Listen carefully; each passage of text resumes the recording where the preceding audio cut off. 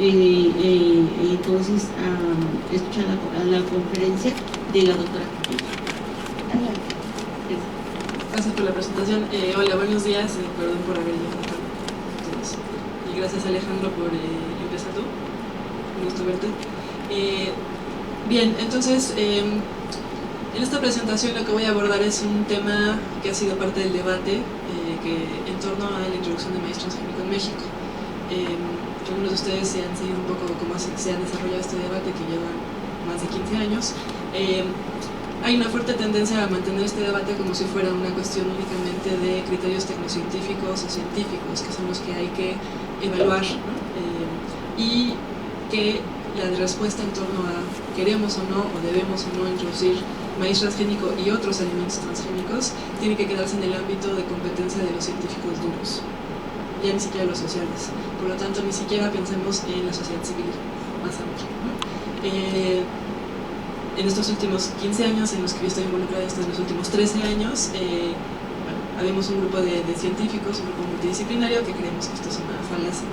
Sin duda, esto no puede ser restringido nada más a un ámbito académico, tiene que ser un ámbito social, ¿no? Y social implica tanto los productores, campesinos, los consumidores de manera preponderante, que son en realidad el fragmento de la población más vulnerable, porque los consumidores, dependiendo cómo termine desarrollándose esta controversia, que sigue en ciernes, pues van a ser los que van a quedar sin opciones, de manera fundamental.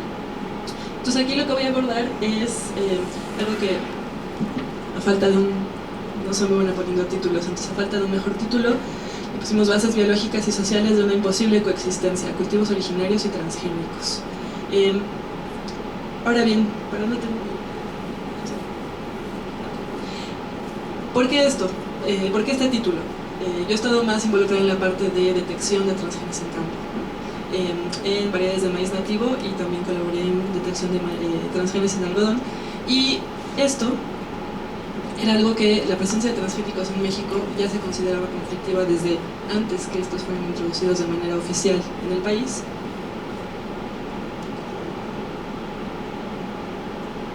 Gracias.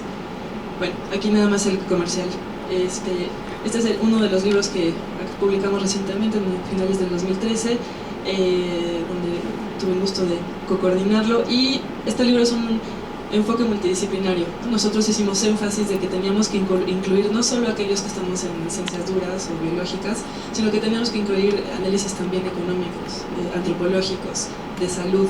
Este es un tema que tiene muchas aristas y que no puede ser nada más reducido a un tema tecnocientífico.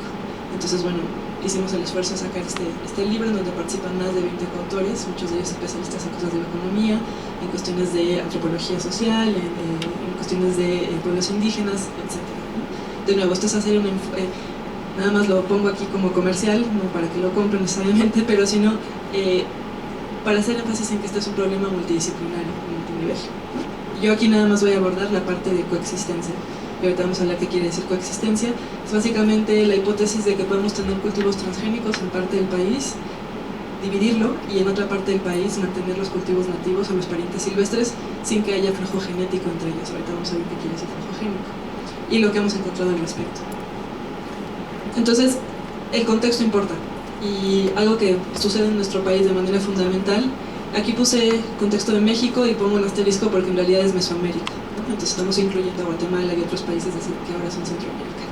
Pero México, abocándonos nada más a nuestro país, México es centro de origen y domesticación de una multiplicidad de cultivos. Aquí estoy nada más señalando los más importantes, los más conocidos, que es maíz, frijol, calabaza, aguacate, jitomate, tomate, vainilla, amaranto, chiles, algodón, papaya, chía y más de 50 otras especies que se usan en menor medida.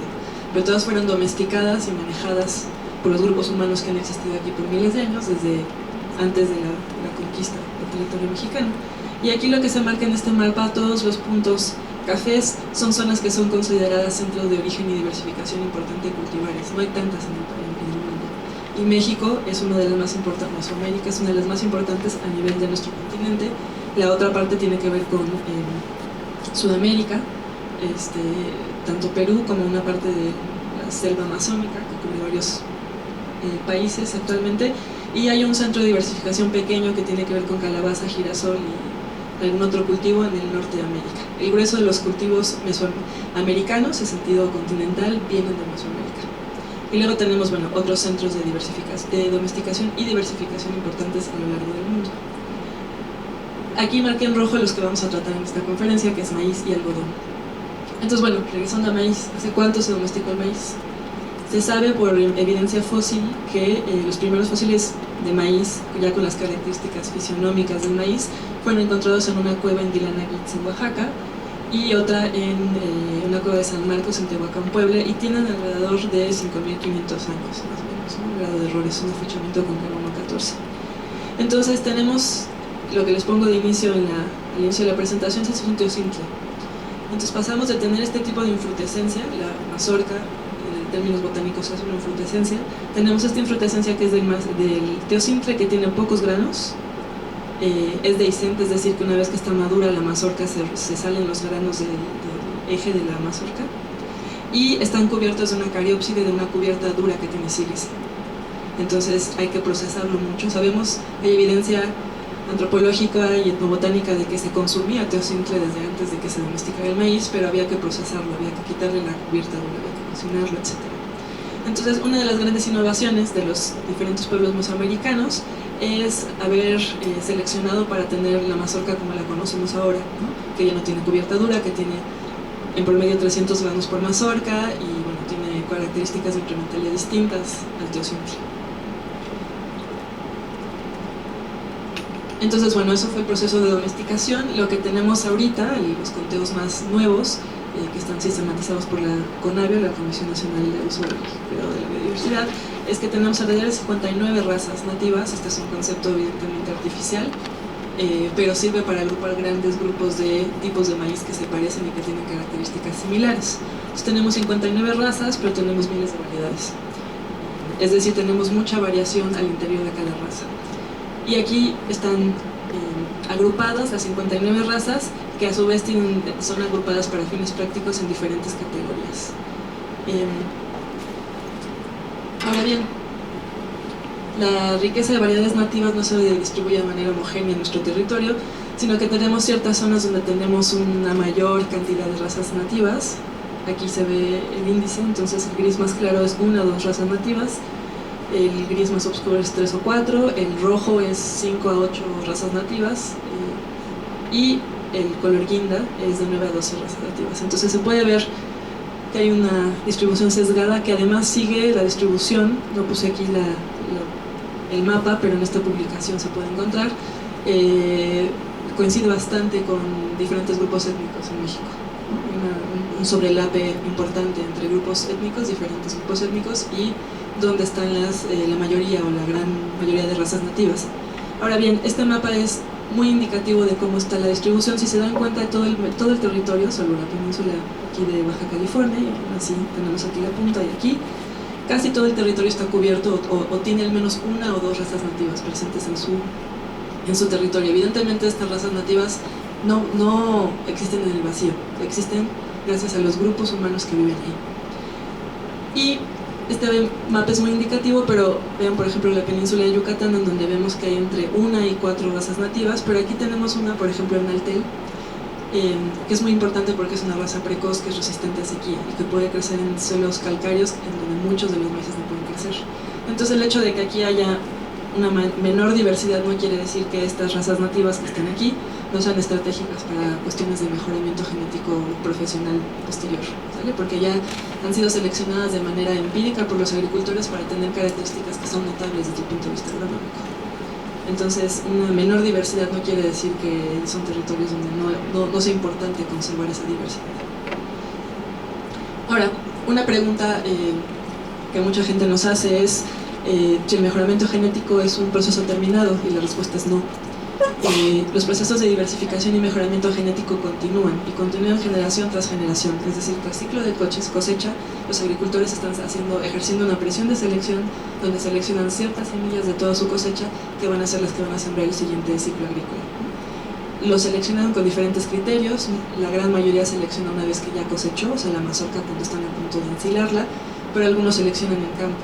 y seleccionan aquellos granos que son más notables, que son más bonitos, que se ven más fuertes, que no están picados. Entonces están haciendo una selección continua, ¿no? Y eso es lo que está manteniendo la diversidad genética de las razas nativas en México. Se ha acuñado un término por parte del Dr. Turrent, que es un agrónomo experto en maíz, en donde habla de que el mejoramiento autóctono activamente crea y mantiene la diversidad genética de los diferentes cultivos, en particular aquellos como el maíz. Y aunque mi presentación va a ser enfocada a maíz y algodón, quiero retomar algo que dijo Alejandro. El maíz tampoco existe en el vacío. En la gran mayoría de los lugares donde se cultiva maíz en México, maíz nativo, se cultiva en sistema de policultivo tipo milpa. Es decir, no es maíz solo, sino que puede ser maíz con frijol primordialmente, maíz con tomate, maíz con quelites o varios diferentes cultivos. Estos también son seleccionados activamente por los agricultores que salvan semilla temporada tras temporada y la resiembran en el siguiente ciclo agrícola. Entonces, aquí nada más para enfatizar esto. El mejoramiento autóctono mantiene la diversidad genética y fenotípica. Fenotípica es lo que vemos, ¿no? Las características visibles. Y la diversidad de variedades está mediada por el genotipo, es decir, por qué tipo de genes tiene, pero de manera importante el ambiente. Y aquí el ambiente no quiere decir nada más cuánto llueve, en qué tipo de suelo están creciendo, si hay mucha humedad, poca. Eso evidentemente afecta el crecimiento de cualquier planta, pero también tiene que ver con aspectos bioculturales, cuál es el uso del maíz que se está sembrando, a qué se destina, puede ser uso ritual, ¿no? Los maíces más raros son los que tienen una pigmentación roja, que además son más susceptibles a enfermedades, pero esos maíces son mantenidos porque tienen una importancia ritual en muchos pueblos de México. Tenemos los maíces que son muy oscuros porque tienen una gran cantidad de antocianinas, que a su vez son cultivados para usos específicos como atole en Tlaxcala o cierto tipo de tortillas, etc.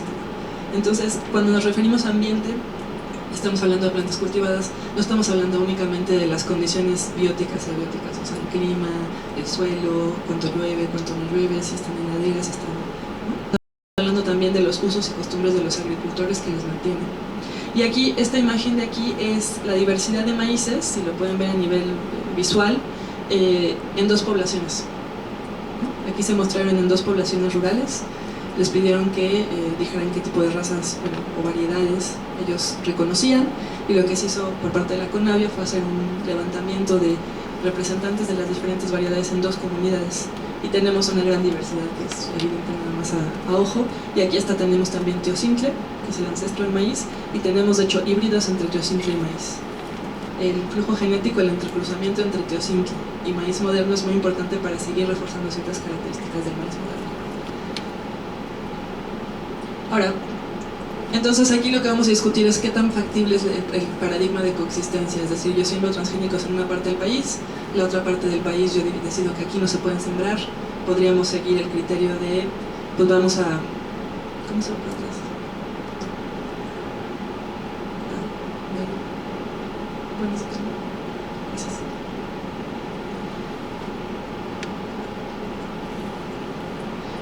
Uno de los criterios que se quiere utilizar, y esto es lo que se empuja por parte de las autoridades de nuestro país y ha sido el discurso de los últimos años, es que lo que tendríamos que hacer es básicamente hacer como una divisoria, ¿no? Poner una línea que pasaría más o menos por aquí, y en el norte del país poder sembrar transgénicos, y en el sur del país implementar medidas de conservación de los maíces nativos, ¿no? Que ya existen algunas de ellas, es la estimulación de lo que han llamado custodios, a los agricultores a los que les pagan un cierto subsidio para que sigan cultivando maíz nativo.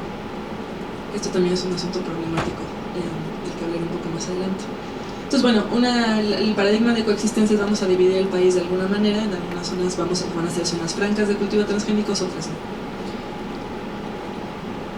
Entonces, bueno, una pregunta fundamental para ver si la coexistencia como paradigma es viable es qué tan abundante es el flujo génico. El flujo génico es el paso de genes de unos individuos a otros a través del entrecruzamiento, es decir, reproducción sexual.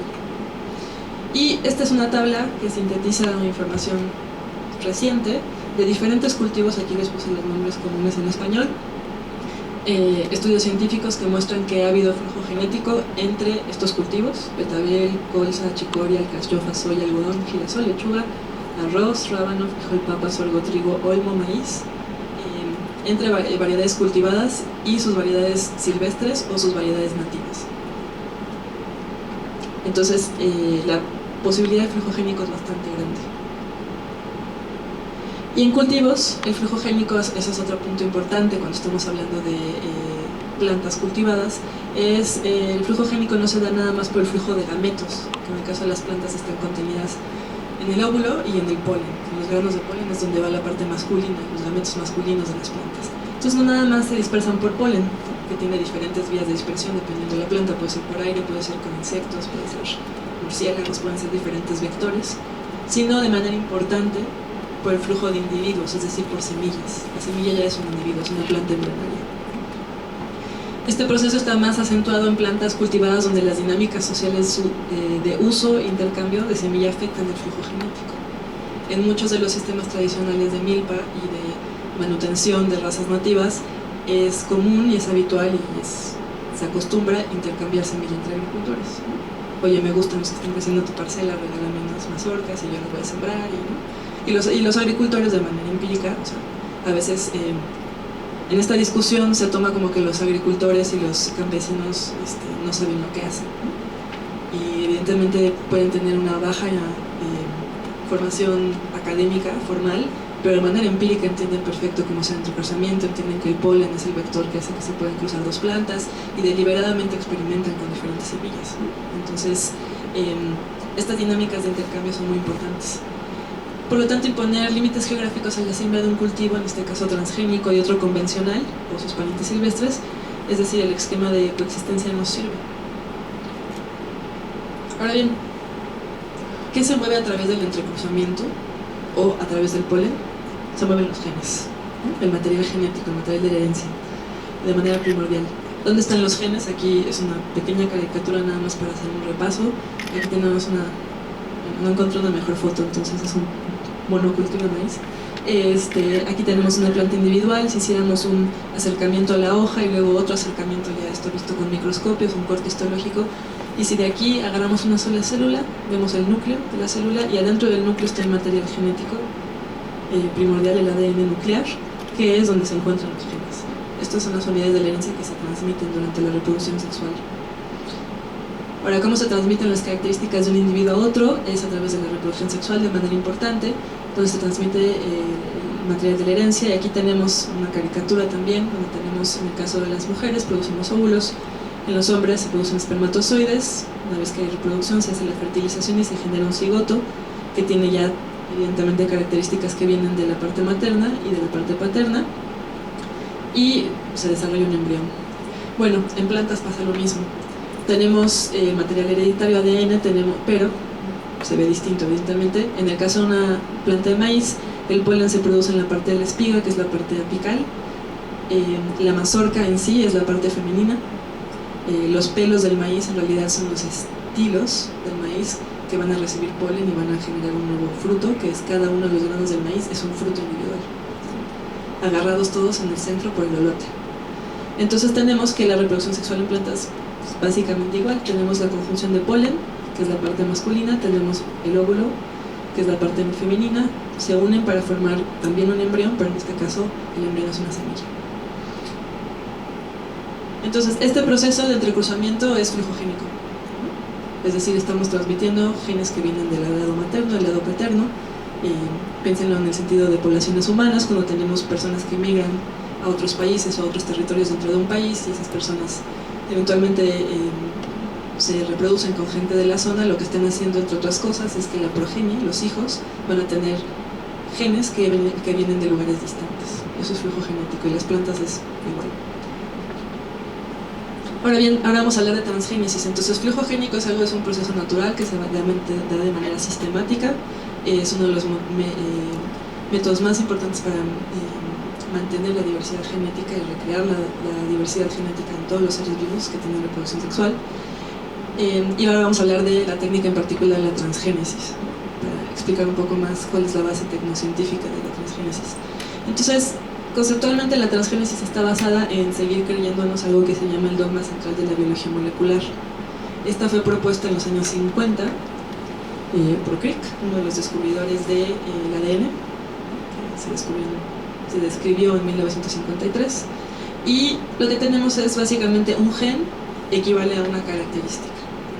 Es decir, que tenemos un comportamiento lineal entre el ADN, luego la molécula intermediaria donde se transcribe información del ADN, que es el ARN mensajero, y luego este ARN mensajero es traducido a proteína, y que esta relación es lineal.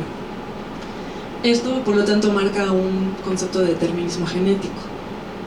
Los genes son la base molecular de la herencia que pasa de generación a generación y compartimos todos los seres vivos. Y todo esto se da de manera unidireccional, vamos de los genes a la... y no al revés. Esto está en contraposición con lo que se ha ido conociendo en los últimos 40 años, o sea, no estamos hablando de cosas de frontera. Hace 40 años, cuando se habló del Operon Lac y de la regulación genética, se entendió que este paradigma era muy restringido. Eso le valió el premio Nobel a Jacob y Monod en los 60s. Tenemos el genoma dinámico, en donde las interacciones entre genes son importantes. Y además, un solo gen, una sola molécula de ADN, puede afectar varias características, eso se llama pleiotropía. Y puede generar además diferentes proteínas dependiendo de cómo es leído. Esto es particularmente importante en los eucariontes, en los seres como los hongos, los animales y las plantas. Y varios genes afectan un mismo rasgo que puede ser pleiotropía. Y los ejemplos es, por ejemplo, el caso de los gemelos idénticos, ¿no? Tienen el mismo material genético, pero desarrollan, por ejemplo, diferentes enfermedades dependiendo de dónde son criados, ¿no? Son casos clásicos en donde se analiza la trayectoria de vida de gemelos humanos que fueron separados al nacimiento vía adopción, y se ve que a pesar de que tienen el mismo material genético, en condiciones adultas desarrollan diferente tipo de patologías. Eso quiere decir que esas patologías no tienen que ver con la genética, sino que tienen que ver con el ambiente. Estamos comparando dos seres humanos que en principio tienen el mismo ADN. ¿Sí?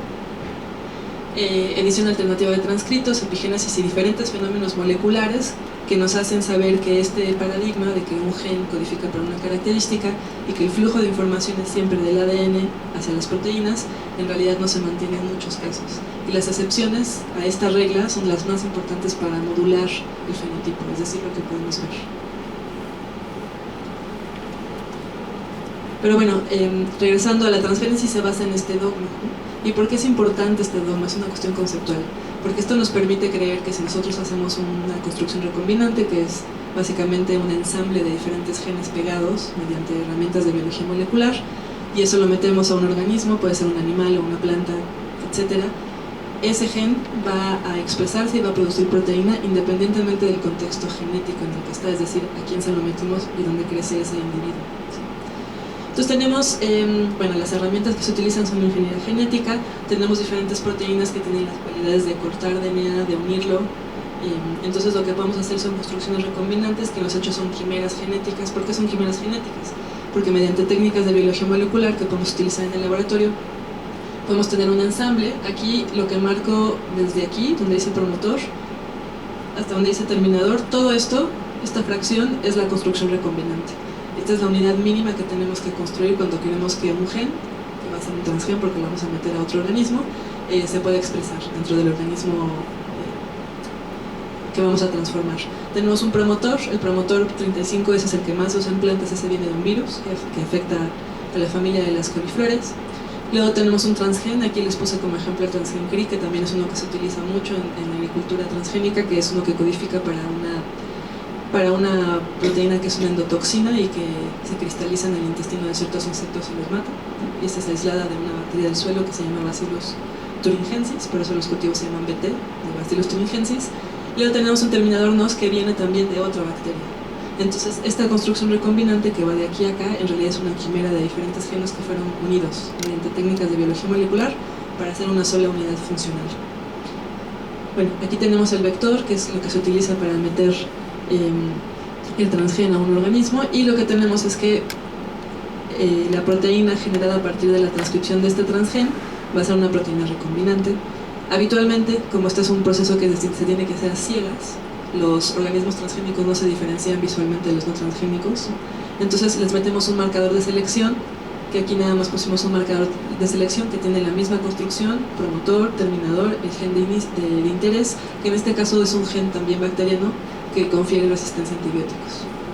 Entonces eso se ha usado de manera muy común en muchos de los cultivos transgénicos que tenemos ahora. Entonces, además de tener el gen que nos venden, la construcción que nos venden, que es en este caso el gen que codifica para una proteína recombinante CRI, una endotoxina, muchas veces viene todavía asociado a el gen reportero que confiere resistencia a antibióticos. Esto en el contexto de mundial, en donde la resistencia a antibióticos está siendo un problema de salud pública. Entonces aquí, como efecto secundario de la transgénesis, todavía tenemos plantas que como efecto secundario producen proteínas de resistencia a antibióticos, aunque ese no era el objetivo el objetivo vendible, ¿no?, de esta tecnología, pero lo siguen cambiando.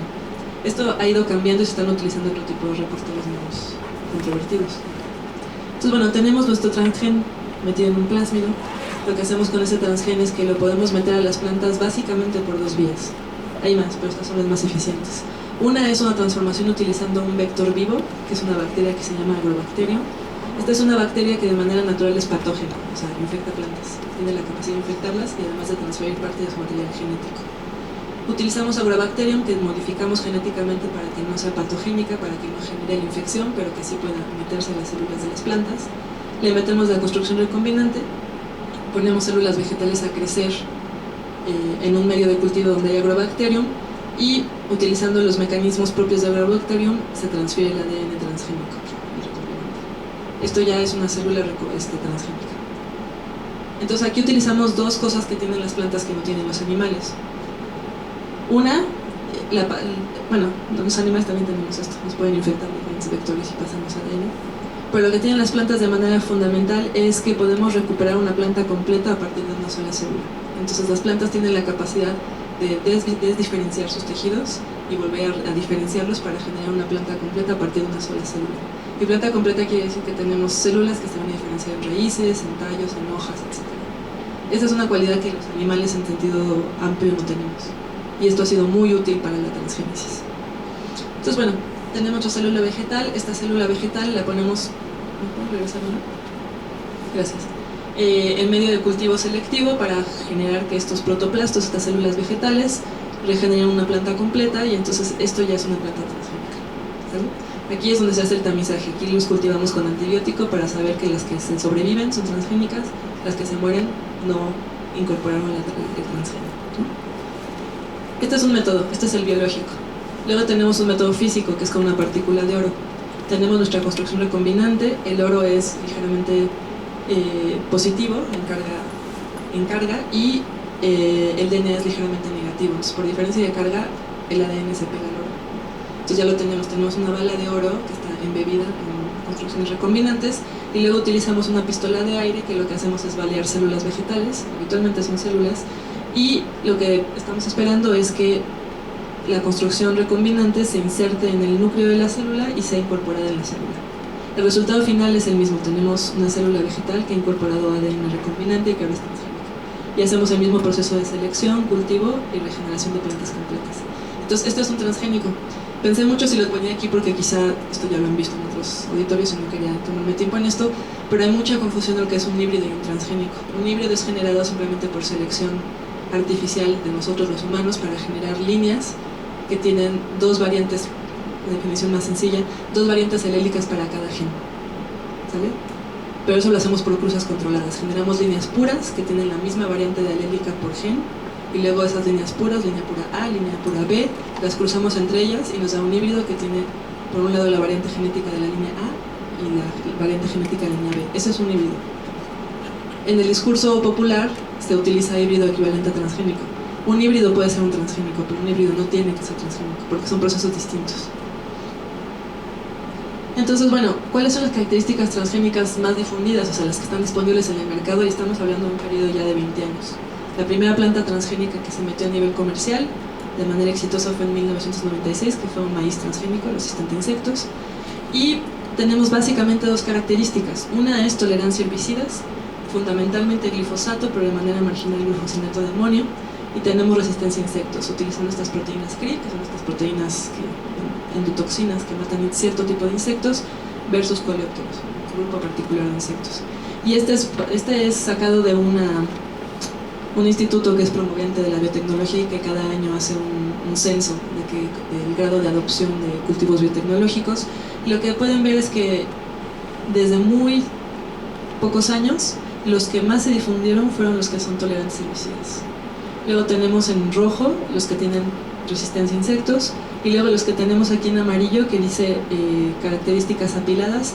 Lo que se ha hecho en tiempos posteriores, en los últimos 10 años de manera importante, es simplemente cruzar una planta que es resistente tolerante a herbicidas con una planta que es resistente a insectos Entonces la generación posterior tiene las dos características. Entonces vamos apilando transgenes a través de entrecruzamientos dirigidos. Ya no por transgénesis, sino por cruzamiento sexual. Y estos son los que se están empezando a vender más. ¿Por qué se están empezando a vender más? Por dos motivos. Uno, porque las plantas que tenían resistencia a ciertos insectos, lo que han hecho es generar insectos resistentes. Y lo que también está pasando es que aquellas plantas que tenían tolerancia a herbicidas, en particular al glifosato, han favorecido la emergencia de malas hierbas o hierbas agrícolas que son tolerantes al glifosato.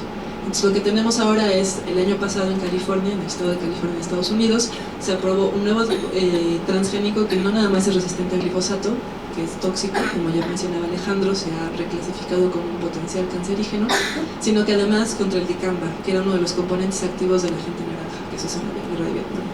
¿Por qué se está haciendo esto? Porque ya hay muchas plantas, muchas hierbas que crecen en los campos de cultivo que son resistentes al glifosato, a tal punto que en el sureste americano han tenido que abandonar miles de hectáreas porque no pueden controlar un tipo de amaranto que es resistente al glifosato. Entonces, lo que están haciendo es nada más un poco de lo mismo. Entonces, ahora vamos a utilizar pesticidas, herbicidas todavía más tóxicos.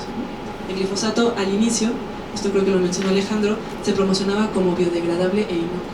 Ahora sabemos que ni es biodegradable ni es inocuo, pero esa era la promoción. En el caso del dicamba, nunca han dicho que es inocuo ni biodegradable, pero ahora lo que dicen es que no es tan tóxico. Entonces tenemos esas dos características. Bueno, entonces no ha habido gran innovación.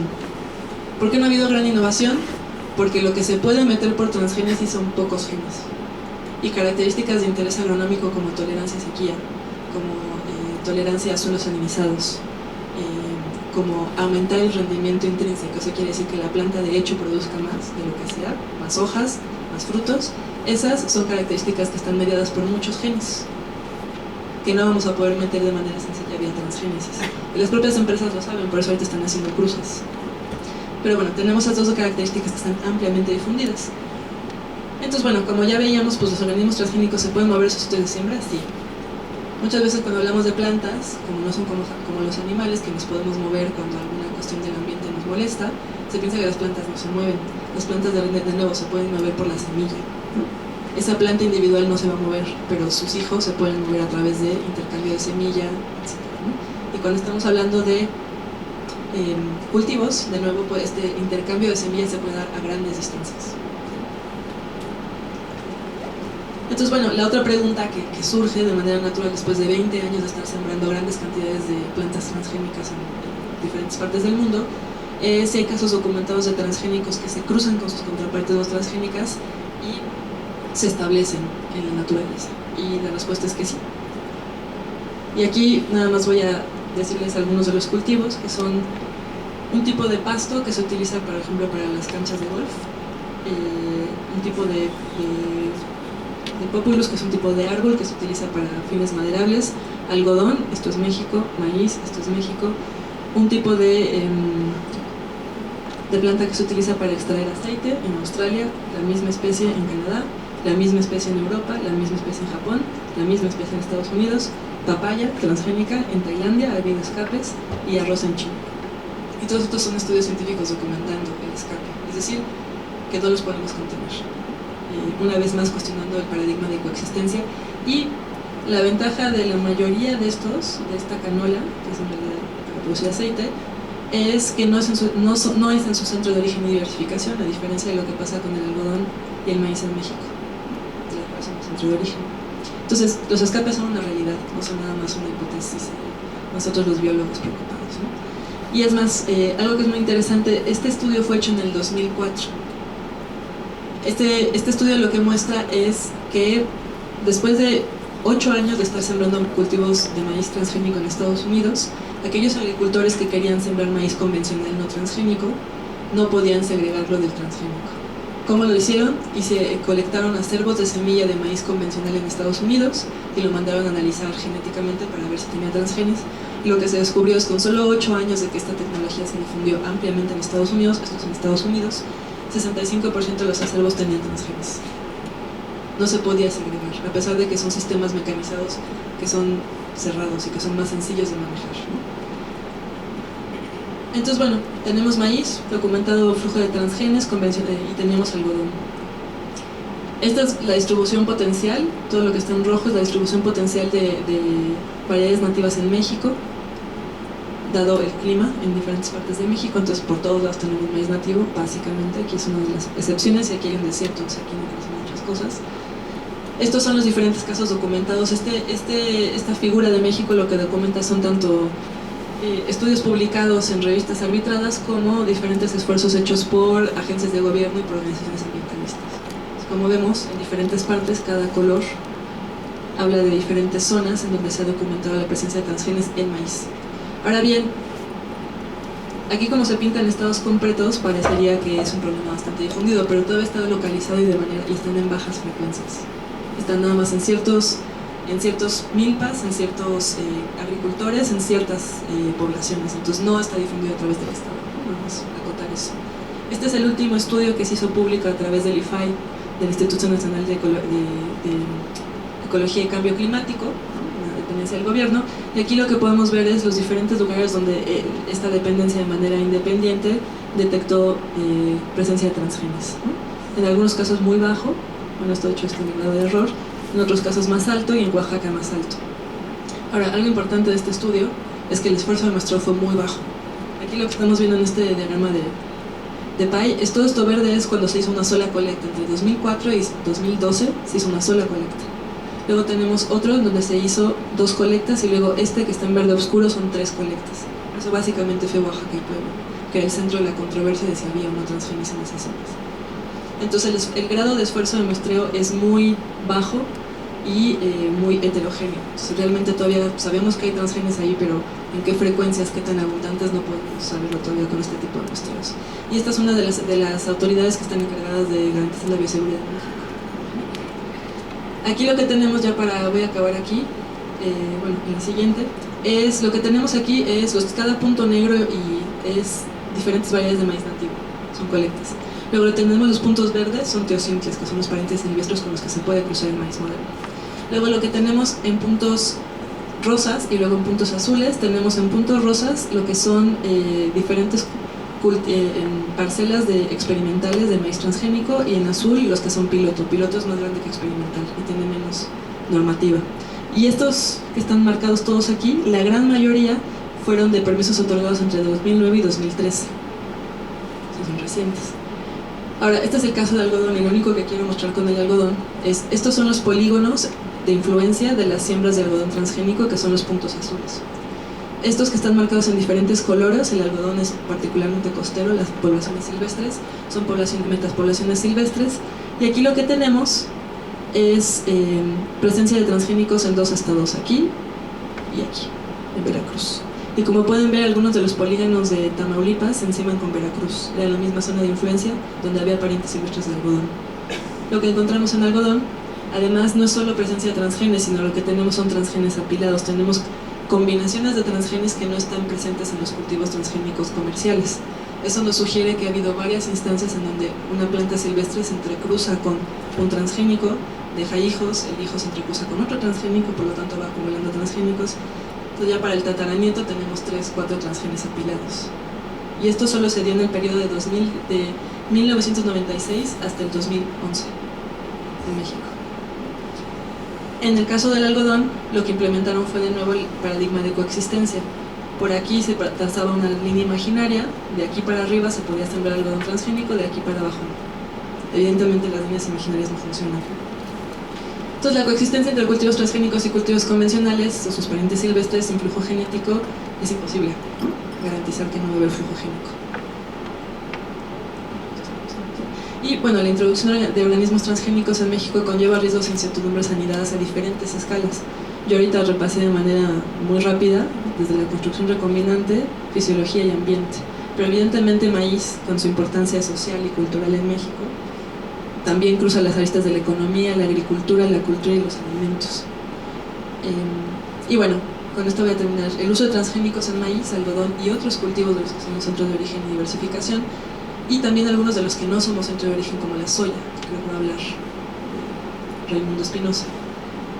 Entonces soya no tiene los problemas de ser centro de origen, pero sí tiene el problema de estar afectando las prácticas bioculturales de nuestro país y la economía de ciertos actores en nuestro país. El avance de la agricultura de extensión favorece los monocultivos de altos insumos. se favorece el monopolio de los acervos de semilla y la privatización de los acervos de semilla existente. Aquí pensamos en las variedades nativas. ¿Por qué? Porque los transgenes se encuentran patentados, y si esos transgenes llegan por entrecruzamiento a variedades nativas, esos transgenes tienen derecho a propiedad industrial y los agricultores pueden potencialmente ser demandados por infracción de patente, a pesar de que no se haya hecho de manera deliberada. Y bueno, como ya mencionaba Alejandro, incluyen un mayor uso de agrotóxicos. Y aquí voy a acabar. Gracias.